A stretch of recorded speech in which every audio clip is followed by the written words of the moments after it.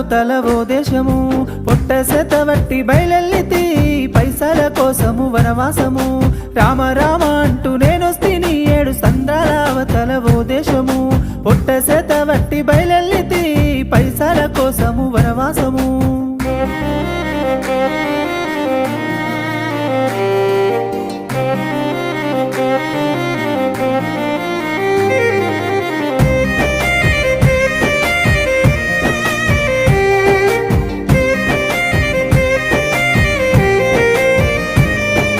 చదువుకున్న చదువు కిలవలేకపాయే చెప్పులరుగా తిరిగిన కొలువు దొరకపాయే